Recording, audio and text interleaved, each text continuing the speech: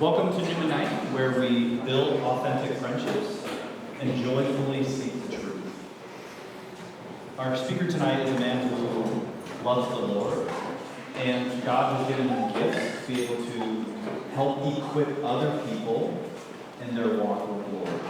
And so he's written books, he speaks, goes around the country helping to inspire and to form other leaders. And he has a special place in his heart for youth and young adults. He's been working with the National Eucharistic Congress. I think I've heard that phrase, like, especially 2 summers ago, there was like all these pilgrimages and this big national congress in Indianapolis. Really big deal, big moment. He's going to be working with them 2 more days, and then he's going to go where the Lord leads him to help mentor and help other evangelization efforts. He lives in the valley in Phoenix with his wife and 3 children. Please help me welcome Joel Stepanek.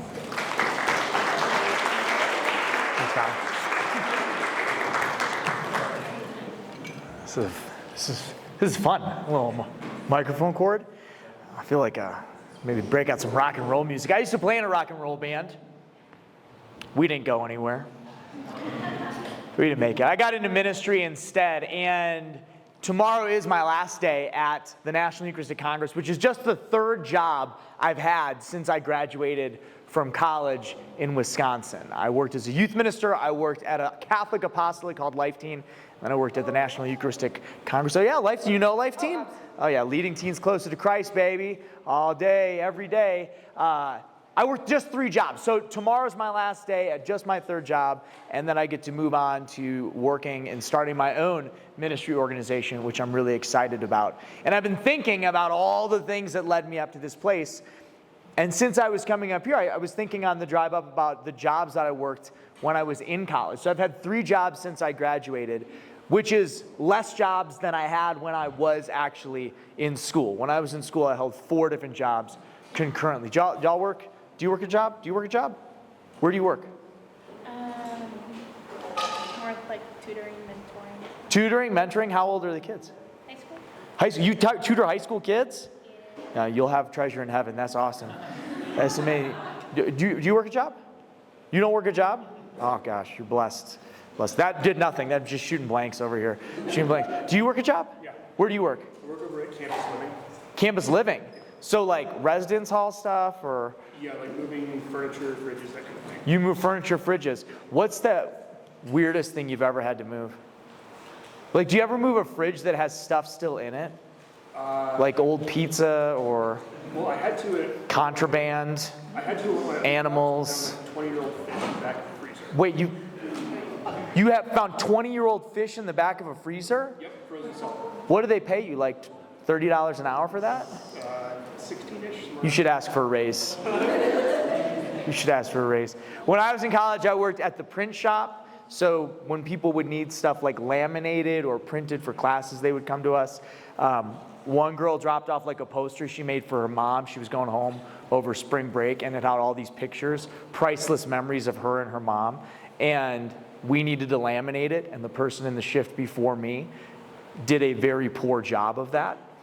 And when I showed up for my shift, they handed me this beautiful poster, and it was ruined. All of these priceless like pictures her mom had taken, and they were like, "Here's this picture. I gotta go. I gotta get to class." And the girl showed up 5 minutes later, and just upon seeing it, wept. And I was like, "I think we can fix it," but we couldn't fix it. It was over. I worked as a personal trainer for a little while. I worked with clients doing personal training. I worked at a tanning salon, and I know when you saw me for the first time, you were like, that dude probably worked at a tanning salon. And you're right, I did work at a tanning salon. I learned that people sweat a lot in those tanning beds because I cleaned them, and that was a job that was probably worse than moving 20-year-old fish around.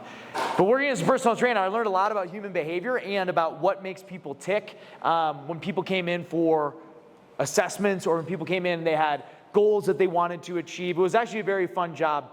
And I realized that our spiritual life is very close to the life that we have when we're trying to get physically fit. And this is the one thing I would tell clients when they came in to start a new program. I would say, you are not starting at 0. No one is starting at 0. Nobody is neutral. You are either moving closer towards how you want to be health-wise, you've already got some practices in place, you're moving one way, or you are moving the opposite way. And if you are moving the opposite way, you already have momentum going that way, and it's going to be hard to stop before you actually get back to where this starts to get fun, right? And the same thing is true in our spiritual life. You are either moving towards the Lord in a relationship with Him, or you are moving away from God. There is no neutral stance or pause button in your relationship with Jesus. And as I think about if we're moving forward or backwards, this phrase comes to mind in the things that push us backwards, because there are common things we can think of that are okay, those are things that are detrimental to my faith that move me backwards. There may be specific sins you think of, specific behaviors, habits, and vices that you're yeah, that's the type of stuff that pushes me away from Jesus. We know those things. But this is the phrase that comes to mind, and it was always true even in the realm of physical health with my clients. It's not where you fell, it's where you stumbled. And a lot of times we look at where we fell. So people would be oh my gosh, I fell off the rails and I wasn't able to go to the gym and I didn't eat right or whatever. They have all these excuses. But I'd say, okay, well, what happened before that? Let's actually get to where you stumbled to figure out where you fell. And this is the challenge in discipleship, is oftentimes we focus on where we fell and we're oh man, I fell right there. I've got to avoid that thing. And they're usually obvious things. Man, I made some mistakes last week and I got to avoid that thing. But we don't ever go back and say, okay, where did we stumble? Because those are the hidden things in your spiritual life that actually cause us to fall. And I've thought about 5 of them. 5 ways that you can most assuredly lose your faith in college. Over the next couple of years, these 5 things are the places that people most often stumble. And they're tough to see because you stumble and then you end up falling somewhere over here. But I can almost promise you that it's almost always due to one of these 5 things happening first. So here's the first way that you're going to lose your faith in college. Stay busy. That's the first one. Stay absolutely, crushingly busy. Your attention and my attention are a commodity, and we are being engineered to stay busy. I came across this quote, and it's this: a wealth of information creates a poverty of attention. A wealth of information creates a poverty of attention. You live in the most information-rich time in history. I live in the most information-rich time in history. And not just in information we can access, but information we take in all day. Every notification on our phone, every little ping we get via school email, all of the conversations we have, all of the news we take in. It's a wealth of information, and it creates a poverty of attention. The quote's from a guy named Herman Simon, and he wrote it in an academic paper called Designing Organizations for an Information-Rich World, and he wrote that paper in 1971. How much truer is that today? Staying busy is about distracting our attention. I want you to think about your day. What does your day look like from the moment you wake up through the moment that you go back to bed? What is it filled with? A lot of us would probably say, I'm busy. Got a lot going on. There's a lot of things I've got to do for school. There's a job that I work. There are friendships I try to maintain. I'm busy. And busyness is a surefire way to lose your faith. Because busyness is just another word for pride. If we're busy and there's no space, what we're essentially saying is everything that I'm a part of is so important, is so critical, that I can't let anything go. Either I'm too important to that thing needs me to make it run, and I can't let it go, which is pride, or I have to do it all, and if something is missing, then it's a reflection on me. I have to do all of these things to live up to whatever expectation or standard. Busyness is really just a symptom of pride. The solution to that is to create space. Create margin where you can rest. And don't fill it with other things.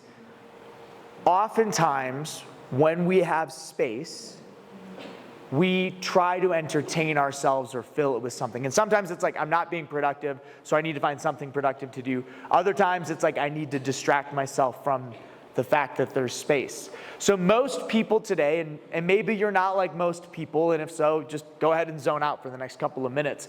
But if you're like most people, what do we do when we have a minute? We pick up our phone and we start going through email or social media, or we text a friend, or we just start mindlessly doom scrolling.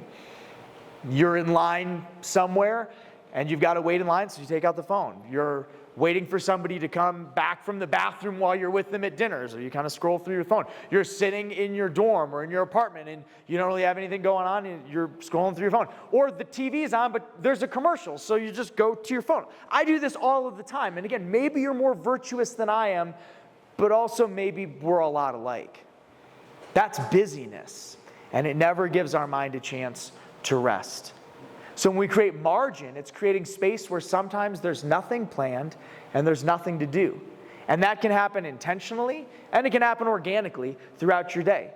It's allowing yourself to be bored in line, or to have moments that aren't overscheduled, or to just sit and take time where there's quiet and nothing's going on. This is a biblical concept, as Jesus at one point in ministry says to his disciples, after they've been out working, they've been out laboring, they've been out casting out demons. In Mark chapter 6, it says the apostles returned to Jesus and told them all that they had done and taught. They've been out getting work done. And Jesus said to them, come away by yourselves to a lonely place and rest a while.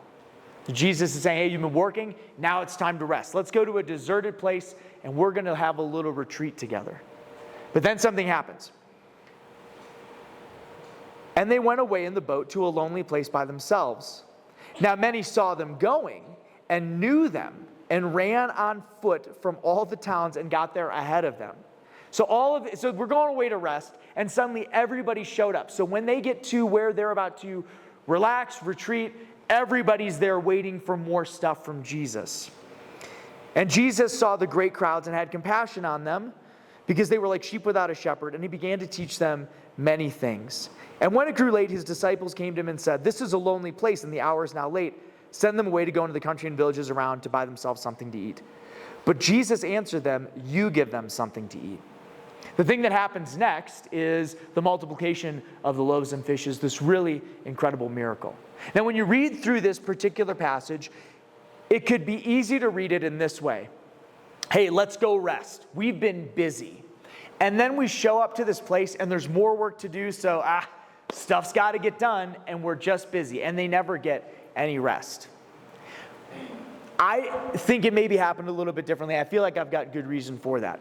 They show up, and I think that what happens is Jesus then sees the crowd, and he still sends the disciples away by themselves to rest. Here's why I think that. Because it then just says, and Jesus taught them. There's no recounting of what Jesus taught them. It's just Jesus taught them at length. And then when the disciples come back, it says, and the disciples came to Jesus, and it's late. And the word for they came back to Jesus in Greek has a root word for arrive. So they came back to Jesus, they arrived back to Jesus, and they're like, you're still here. You're still teaching. It's late. These people need food. You probably should stop. And Jesus then says this peculiar thing, why don't you give them something to eat? But the disciples have been away resting. They're full. They're rested. They're recovered. Now they actually have something to give. And then what happens a few verses later is then Jesus goes off by himself to pray. It's a story about rest. And for a long time, I misinterpreted it in ministry especially. I've worked in the church for a long time. It's like, there's always work to do. I can never take a break. But Jesus arrives and probably sends the disciples away. He continues to work. But then even after that, Jesus then goes by himself to recover. We need space and margin rather than being busy. But it's easy. It's easy to fill up our time and our calendar, getting things done, thinking that we're being productive, when in reality, we are squeezing out all of the places where God could speak. That's the most detrimental part of being busy. That's why picking up our phone when we're just bored or we're standing in line and we have all those little spaces on our day where God could breathe, we're just distracted. How often is God trying to speak into your life and into my life, but I just have to look at TikTok to see if Father Matt's got another video up while I'm at a stoplight? because I can't handle the 30 seconds of sitting at a stoplight. So if you want to lose your faith in college, stay busy. But if you want to keep it, create space and create boundaries against things that entertain us and numb us. Here's the second way. If you would like to lose your faith in college, have an open mind. You hear this all the time. Have an open mind. Have an open mind. Be open-minded. And there's a value in listening. But I think that there's a difference that we have to make between having an open mind, especially in college, where when people say that, say have an open mind, what they mean is you should welcome every opinion and every idea, and you should take it all in equally. Here's the issue with that. We have this residual thing in our human mind that makes us think that if something is published in a certain place, whether that's a newspaper, a magazine, a blog, or somebody seems to have authority and know what they're talking about, that we should just listen to it. The challenge is this residual thing in our human mind is really difficult to apply in a world where anybody can start up a blog and get a bunch of followers on social media or publish something in a magazine or make themselves seem like they have a lot of authority. There's a lot of things to listen to. So when we have an open mind and we're taking everything in, how do we tell what's true and what's not? I would say the way that you lose your faith is you have an open mind in college. The way that you keep it is you have a discerning mind. It doesn't mean we don't listen. It means that we're listening and we're running everything through a filter, discerning it and trying to understand where is God's voice in this thing? Where is God's voice not in this thing? Is this a prophetic voice? Is this not a prophetic voice? It doesn't mean to write people off, though, because there's two different ways that we can approach this. One is within the church. St. Paul writes to a church in Thessalonica, and he says, discern everything and hold fast to what is good. Don't despise prophesying. Discern everything and hold fast to what is good. There are voices within the church who preach and who teach. Not all of those things are necessarily things you need to follow. And I don't say that as though those are bad things. I say that in that there are some people who preach and teach, and maybe what they teach is good for some people, but maybe it doesn't apply directly to you. And that's one of those pieces you need to discern and say, okay, that influencer or that Catholic speaker or that preacher, is what they're saying right now applying to me? Is that prophetic voice speaking to me, or is that prophetic voice right now speaking for somebody else? And then I say that because sometimes listening to every single voice in the Catholic world, in the Catholic sphere, can be confusing. Or there might be somebody who's got a really strong opinion over here, and they're reputable and they're in good standing with the church, but maybe in this moment, that's not something that I need to apply to my life. So St. Paul gives us this advice for people in the church. Hey, don't despise prophesying, but discern what is good. Discern what is applicable to you. And that's a gift, because sometimes there are good things that just aren't meant for us right now. Or maybe advice that people offer that's from a good place and from a good heart, but it's not right for us right now. That's what it means to discern what is good. St. Ignatius of Loyola talks about this, that sometimes there's two good things in our life that we're presented with, and we've got to discern which one of those things is better.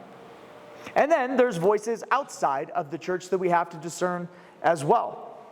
In the book of Hebrews, the letter to the Hebrews, the writer talks about having a discerning mind and not to be carried away by strange or odd teaching. The thing is, there's a lot of opinions and a lot of thoughts that exist in our world that run contrary to what we believe or teach in our faith. And so discerning those things and saying, okay, is this something that's divisive or a strange teaching, is critical in being able to maintain our faith. But it presupposes this, that we continue to be formed and grow in our knowledge of the faith. The only way to discern that is to sharpen our lens and have that focused.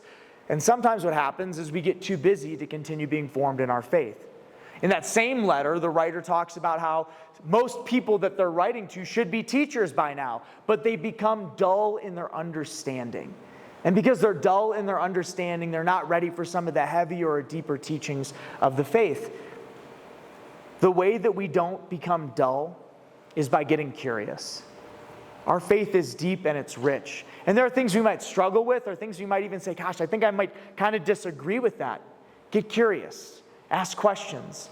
Dig in. If you see something in one of the scriptures that you're reading, say, why do they say that? Why does Jesus say that? What's the context here? Getting curious sharpens a lens and allows us to discern what is good and what is true. And in that, we also have to be open to the fact that sometimes voices from out there actually are prophetic voices for us in here. There's a risk that we have in the faith, and this is why I say we need to have a discerning mind versus just an open mind. An open mind just takes everything at face value and says, well, I've got to take it all in, and maybe everything is true. A discerning mind says, I have a lens and I listen to different things within the church and I discern, is this right? Is this a teaching for me right now? Do I need to apply this right now? Is this a good thing? Is there a better thing? And I have this lens for things outside of the church, say, no, like that's contrary to what the Lord teaches, to what the church teaches. But then it allows us to do this really important third thing, which is listen to a voice that sometimes comes from places we don't expect, but is speaking to us as a prophetic voice. St. Peter has this vision of clean and unclean animals, and then he ends up in the house of a Roman centurion. And the first thing he says is, I shouldn't be here. That's a paraphrase, but it's pretty close. He says, Jews don't associate with Gentiles like this. I'm not supposed to be here. You're outside of my realm. And then this moment happens where Cornelius says, I was praying. I was praying at the traditional Jewish hour of prayer. Now, he's not a Jewish person. He's a Gentile. He's a Roman centurion. And he says, the Lord spoke to me in this moment and said, you were going to come here and something was going to happen. The Holy Spirit falls on the household. And St. Peter's like, this is incredible. But it's not what he expected. It was this prophetic voice that changed the course of the church because Peter listened to now what needed to happen, where this wasn't just a mission to the Jewish people, it was a mission to everybody.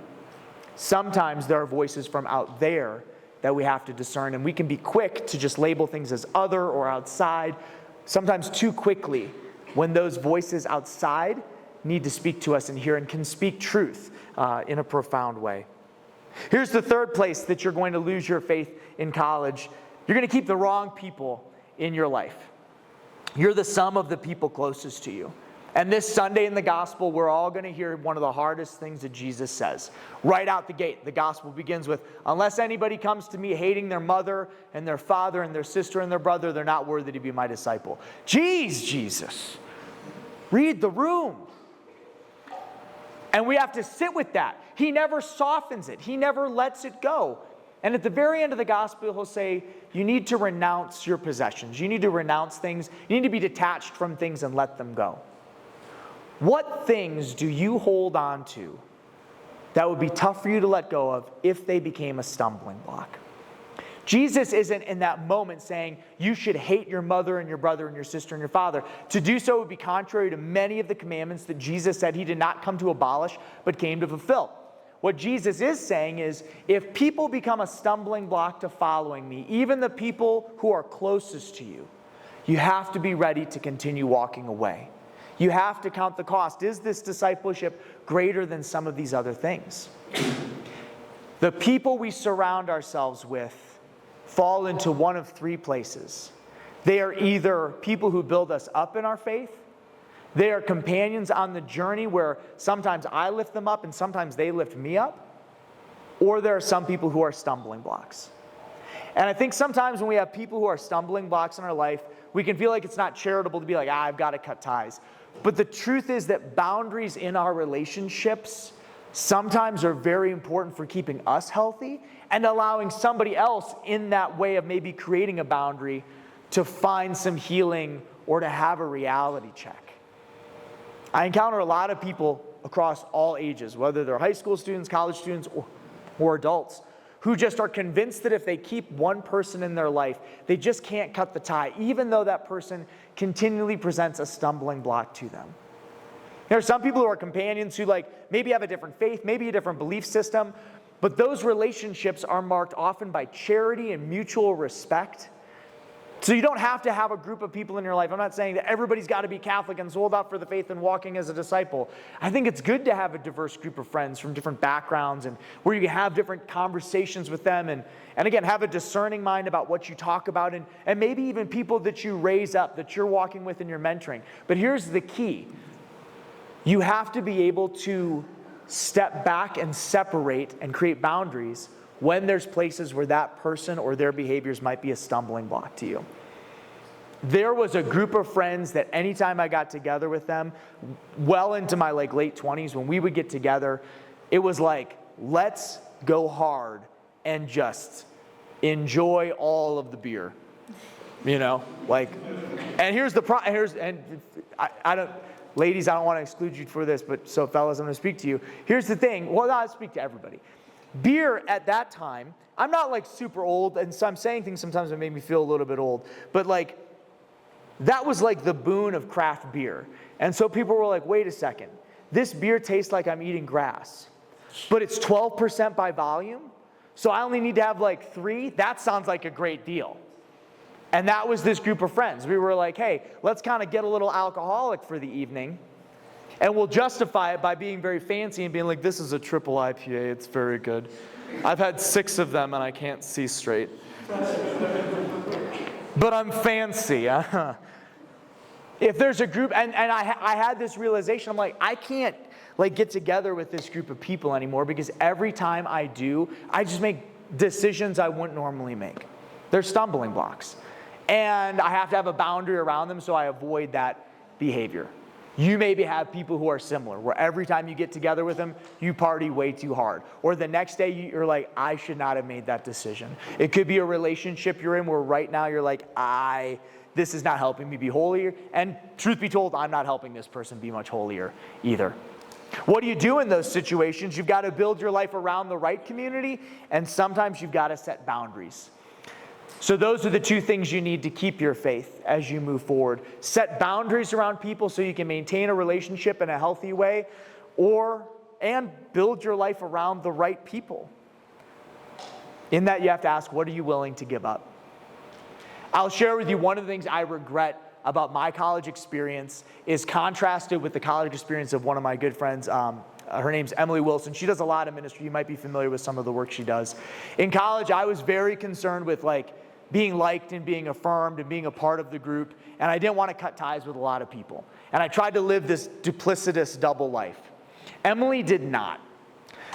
She tells stories about, being alone on Friday and Saturday evenings because she just put boundaries in place against people who she was friends with, but she wasn't going to do the things that they were doing, and how lonely that was.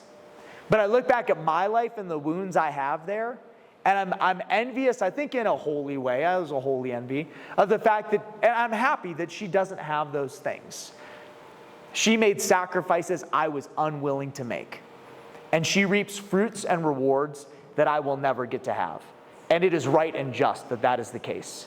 I was not willing to give, and she was.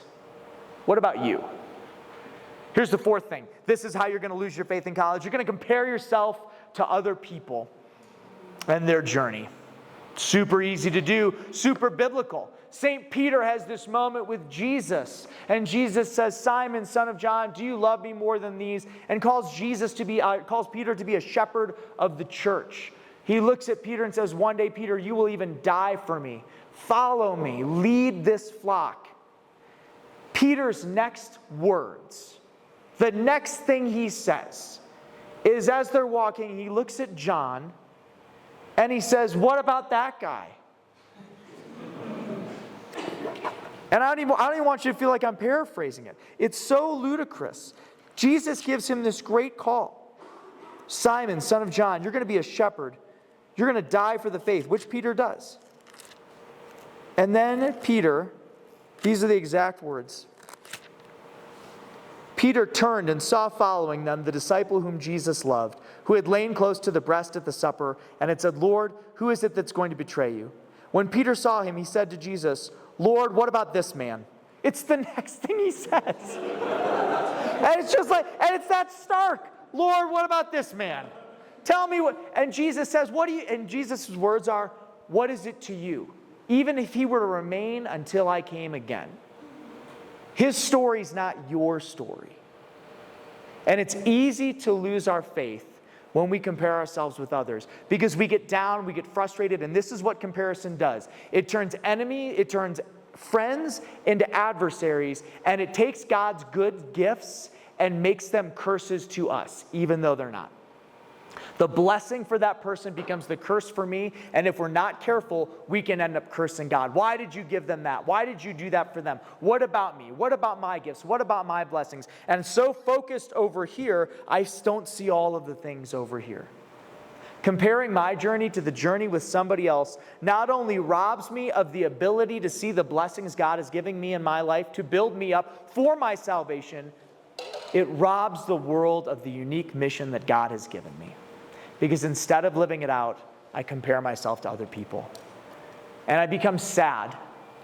All of my friends' blessings become an opportunity of sadness for me rather than of joy. So instead of comparing myself to others, to keep my faith, I express gratitude daily. I rejoice in the ways that God has blessed me, and I rejoice for the good things other people have. And not in the, oh, well, that's great for them. What a good thing for you. That's so wonderful. Good for you. You know, I am happy that you were blessed in that way. Trusting that God is going to give me exactly what I need for my salvation. Exactly what I need to be holy. There's this line in a prayer called the Litany of Humility, where the petition is that others may become holier than I. But it doesn't stop there. It says, provided that I become as holy as I should. And that's a good prayer. I want others to be holier than I am. Lord, just make me as holy as I need to be. Get me where I need to go. And I hope others go farther, but make sure I get where I need to go. Can you pray that prayer? That others would be more blessed than I, provided I'm as blessed with what I need to get into heaven. And this is the last one. And it goes back to Father Matt's homily. So I love the fact that he talked about taking risk, because that's the last piece. If you want to lose your faith in college, just stay safe. Stay safe, stay comfortable, maintain the status quo. But if you want to keep your faith, you need to take risk. Peter gets called in Luke chapter 5. We heard it today at Mass. But then he has this next moment. It's recounted in Matthew chapter 14, where he takes this next risk. Peter walks on water. And we hear that story sometimes, and we're like, oh, Peter, what kind of a dumb guy. He steps out of the boat, and then he sinks. That's why they call him the Rock.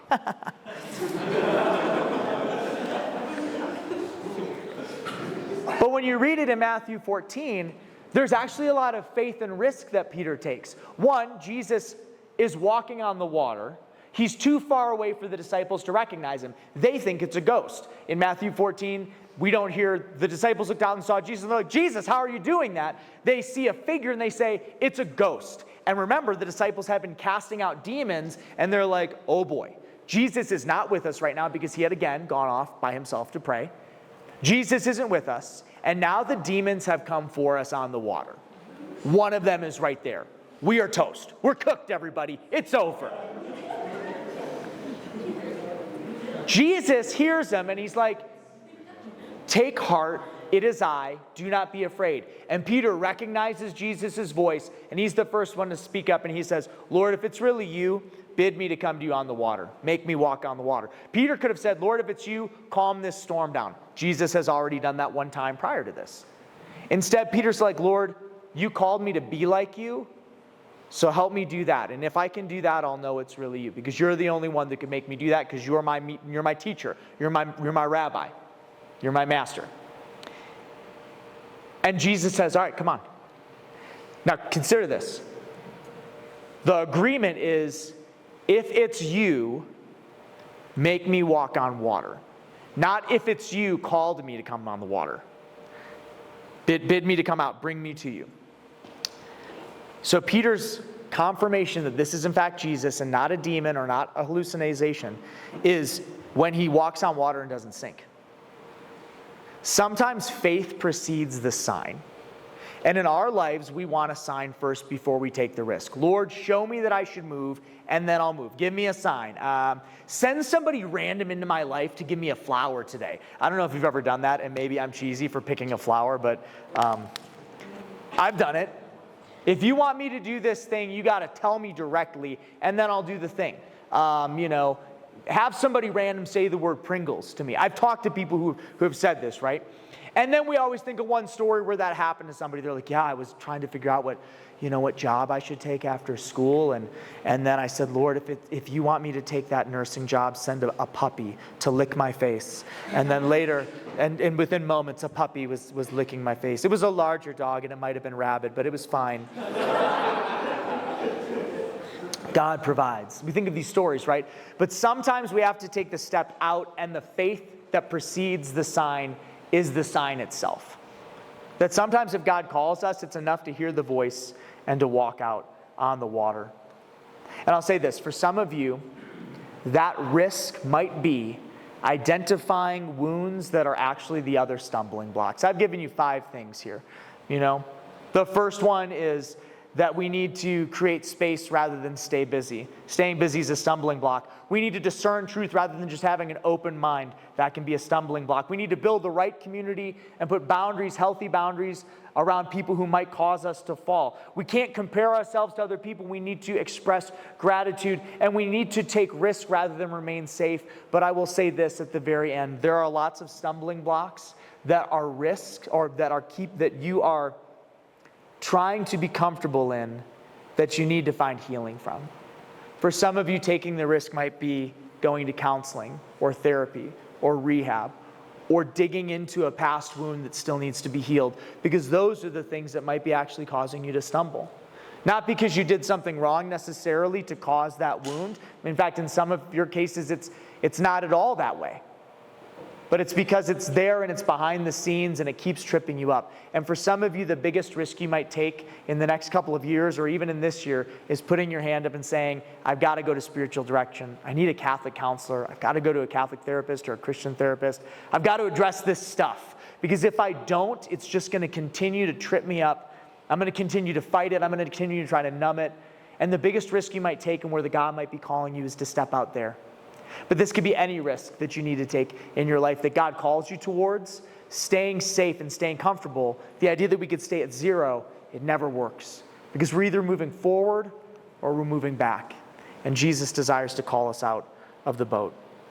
So when you think about these 5 areas, I want you to maybe reflect on what one resonates for you the most. Which one of these 5 stumbling blocks and solutions or paths to discipleship resonates? Is it the temptation to stay busy and not create space? Is it the temptation to have an open mind rather than a discerning mind? Is it keeping the wrong people in your life because it might be hard to let them go, or putting boundaries around that? Is it comparison, or is it that desire to remain safe? I want you to get that in your mind. And in this moment, maybe just ask the Lord to give you the courage to take a step in the opposite direction. To identify what that looks like and move in that way.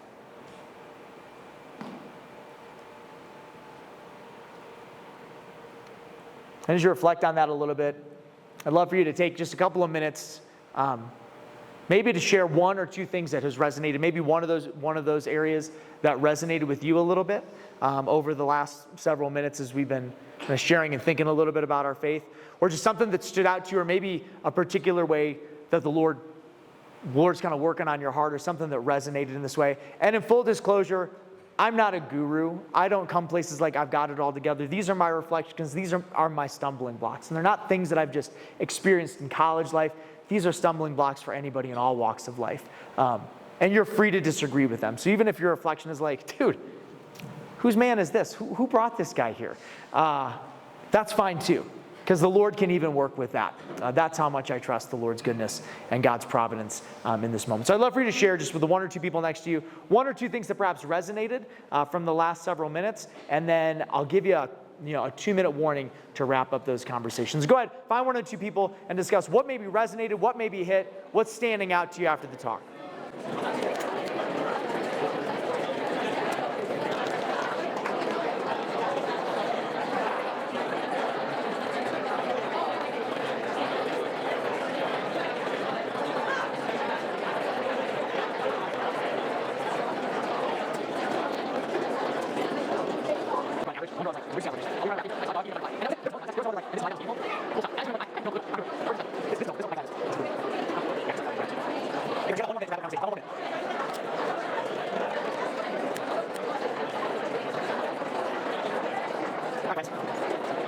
So with the last couple of minutes I have left, the last couple of minutes we've got left together, these are the 5 places. You want to keep your faith in college and honestly walk as a disciple far beyond it. The 5 things where you need to continue to walk, the 5 areas where you can grow, or to create space in your life, discern truth, build the right community around you, embrace gratitude for your unique journey, and take risk. Those are the 5 places. Take risk, embrace gratitude, build the right community, discern truth, and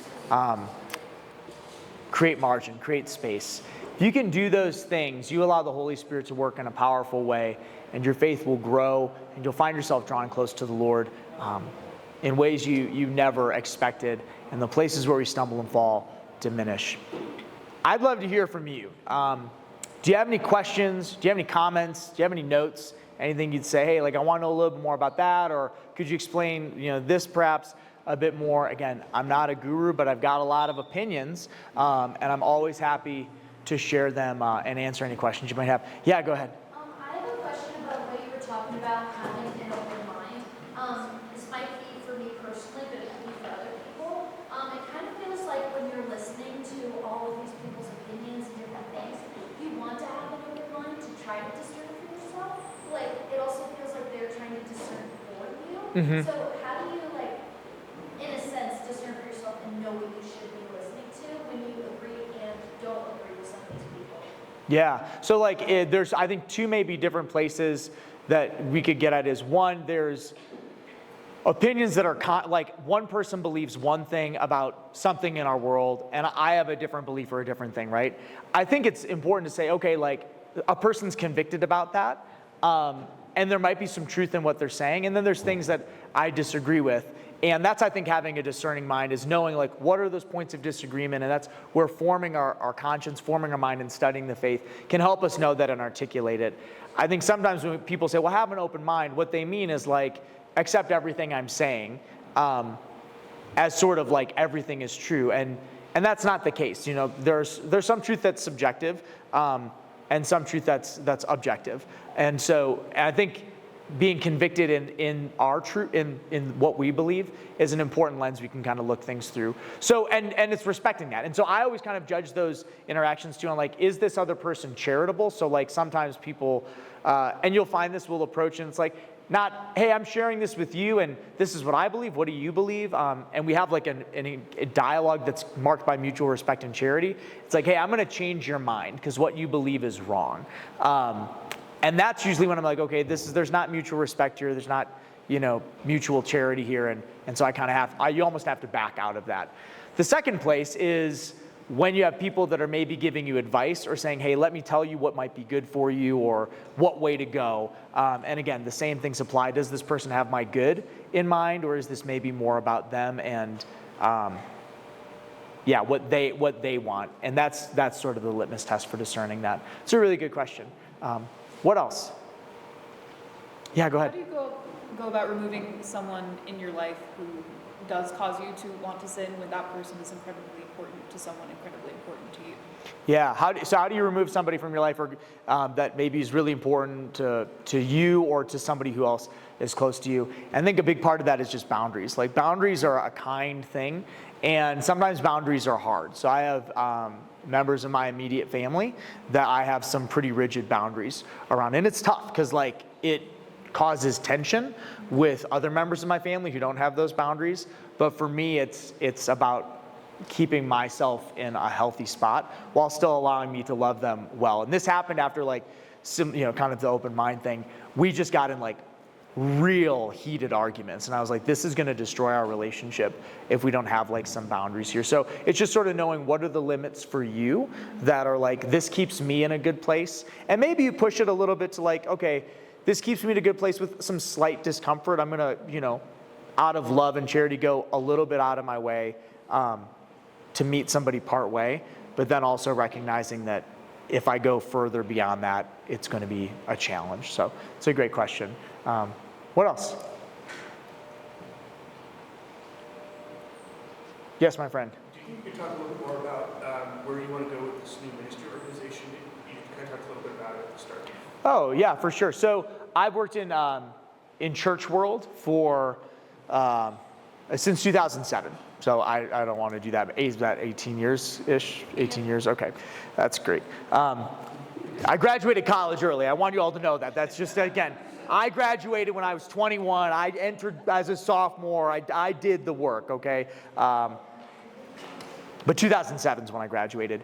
And I think that churches and ministry organizations should be the greatest places to work. I think that if you work in an organization that has the best mission in the world, the mission of the gospel, that should be the best place to work. And candidly, they're often not. They're dysfunctional. They are sometimes toxic places, and sometimes just unhealthy places where people burn out who are good people.